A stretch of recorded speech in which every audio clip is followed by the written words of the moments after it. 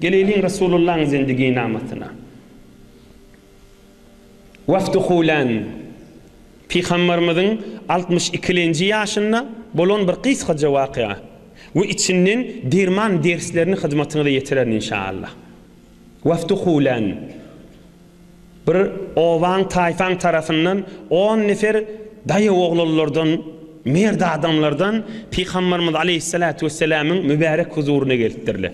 Hulan diýen taýfadan. فقالوا يا رسول الله نحن على من وراءنا من قومنا. Medine-i Münewwere'ye gelip Resulullah aleyhissalatu vesselam menen salamlaşıp ahwal porsi edip onana daýy oglan şolaň içinde bir keplemeni durupdyr. Ya Resulallah biz musulman nipdir. Berekallah. Berekallah. Ta'cilul mesarrat diýen ulamalar. Evvel hoş habar aýdyp taraf begindirmekde. Turunun Resulullah bilen kepleşellerini aýdypdyrlar. Nahnu mu'minun billah. Biz musulman kavm diýipdirler. Resulullah'ın begindirjek bolup turundan şike faýdypdyrlar. Biz izimizdäki adamlaryň tarafından geldik diýipdirler. Qad zarabna ileyke abatal ibil ve rakibna huzunal ardi ve suhulaha. Ya Resulallah biz diýelimiz bilen diýemin gaýtypdyrlar da bay dağlaň, dereleň, ýerleň tüňük çöküklerini geçirdik ha diýipdirler. Yani çekin zahmetlerinden Resulullah aýdypdylar ha. Näme diýdiler? Ya Resulallah bay tüňük çökük ýerleri, aýlaw dolaw ýerleri geçirip gelenler saňa diýipdirler. Wal minnatu lillahi taala ve li rasulihi. Ya Resulullah minnet edip aýdymyzak diýipdirler. Bir Hudaýyň nygmaty, bir sen bereketiň diýipdirler. Minnet edip aýdymyzak diýipdirler. Allah'ın nygmatyny aýdýas diýipdirler. Sen bereketiň aýdýas diýipdirler. Wa qadimna zairina lek. Yürüýte sana owamyzyň tarafından saýlanyp geldik, namaýende bolup saýlanyp geldik, sana ziýarete geldik diýipdirler.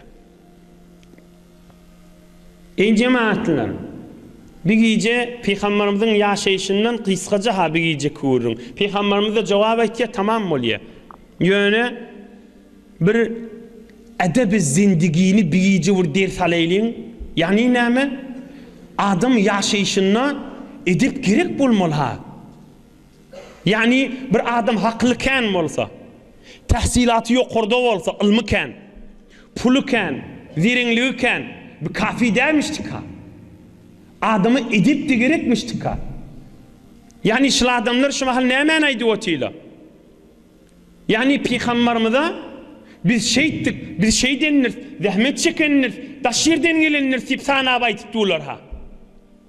Yani bir adam özünün dinanasyna aýdýar da, men şijilik zahmetler çekýänlerin ha diýip şeriatda işgal ýok zatmışdyk abi. Bir minnet dälmiş abi. Ya Resulullah biz daş ýerlerden gelýär ha diýipdirler. Dağ dereleri geçirtik diýipdirler. Aýlaw dolawlary geçirtik diýipdirler. Bay tüňü çökükleri geçirip geldik sana. Sen ziyaretine geldik diýipdirler. Sogat gerek bolsa bay gelersiniz diýer mi Peygamberimiz? Wezifäň gelersiniz diýer mi kamşon Peygamberimiz? Wezifäň da sen diýer mi şunu? O hemmäňiz aýdýaňyz, o belli zat Resulullah on diýenakdyr diýip. İlgünün içinde edip yürüýämihim. Erhelihin arasında yürüýäm şu gördüm. İki doğanın arasında näme diýip yürüýmýär? Aslında inatan arasında yuwaş yürüyenak taşı vururun. Ben işte inşallah açıklayıp aydın.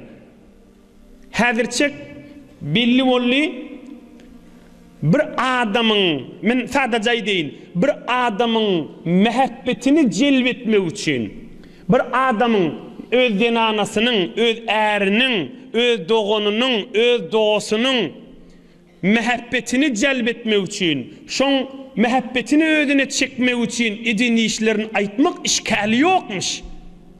Men senin için zahmet çekýän, çaýhyň ödýän, men baý erti ýerden turdum, beýtdim, şeýtdim, ya kesbime ötdim, karyma ötdim. Ey doňjum, ey äri, ey zenanasy, men zahmet çekýän saňa diýip aýtmak şeriatda işkali ýok zatda. Hatta Peygamberimiz de sahabalarına aýdýanmış, bir wagt Medineli sahabalarına aýdypdyr. Ey sahabalarım, siz ozal palan tüýsli dädiňizmi, palan tüýsli dädiňizmi? Men siziň eliňizden tutmadymmy? Adam bolmadyňyzmy? Ozal dawaňyz bardy, mehabbetli bolmadyňyzmy diýip Rasulullah da zähmetlerine aýdýanmış ahim sahabalarynyň arasynda. Ine Peygamberimiz aleyhissalatu vesselam sahab gelen musulman sahabalar Peygamberimize aýdypdyrlar. Biz şeýitdik, ya bir gamany gaýnata, ya bir gaýnyny özüniň körükünü ya gelinin aýdýarda. Men saňa beşi işler etdim gelinim diye biz saňa şeýdip dusýada. Siz de müdam bana eden ýaxşylygyňyzy aýdypdyňyz diýmek gerek dälmişdik. Goý aýsyllar. Goý eden ýaxşylygyny aýsyllar. Sen mehabbetiň çekmeden çirim. Peygamberimiz näme diýipdir? Wüzifäňiz gelmek diýermäy, diýmez onu Rasulullah jan. Murabbiýleň başahym ol. Gylykly, hoş ahlak adamlaň başahym ol. Ulama ewliýalaň täji ola. Ola hoş ahlaklykda tek. Ola taryhda tek. Meýdanda tek. Adamlary terbiýet bermede tek. Ortaoklaň taryhda başa kimma? Şramandan tut Hazreti Adam'a var yança. Dünya boyunca bu mahal dünýeden hemme kişi habarly.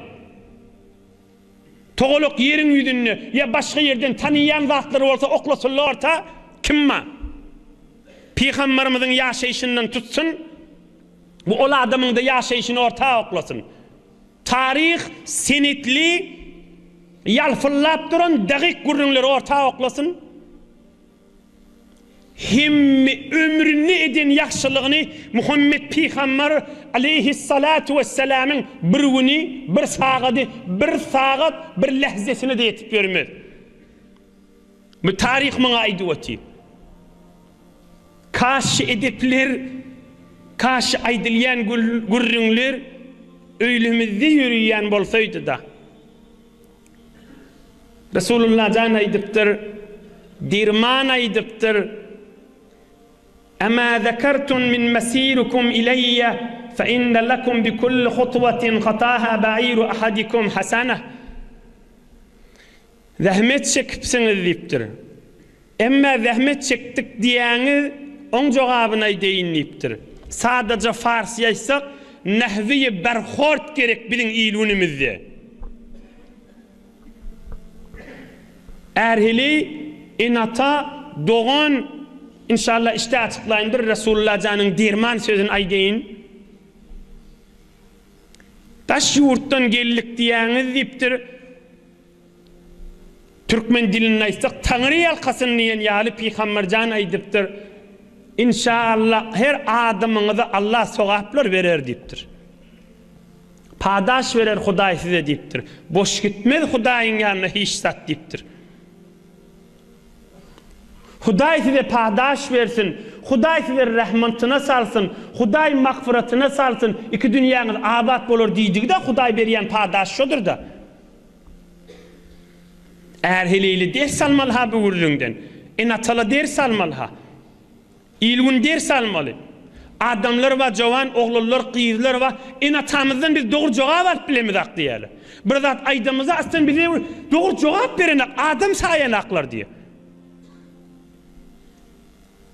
Näme ahunjallardan mydam eşitdirler ýaştadan ýa beýleki ulamalardan enataňa üfdüýmeler, enataňa ýaxşylyk etmeli, hemmesi hak gurrun, Kur'anyň gurrun. Emma enata doglan şonu bir rahim, bir mehabbet, bir edep, bir terbiýet, bir insançylyk, bir adamkarçylyk, bir musulmançylyk kökülmeli bolar ahim.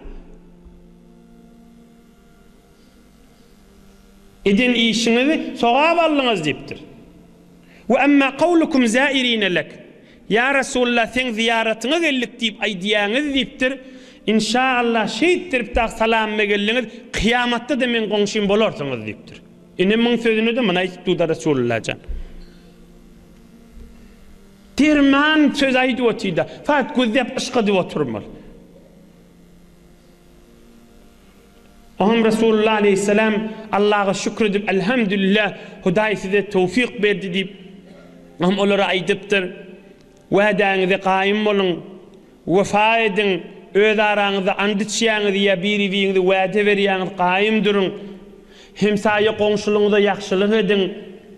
Hiç kime zulüm eziyet edamaň, zulüm beramaň, eziyet beramaň.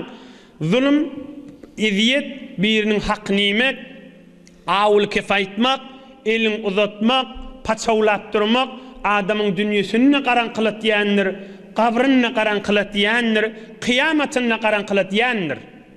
Ne şeýtdir Resulullah aleyhisselam olar ýola salypdyr.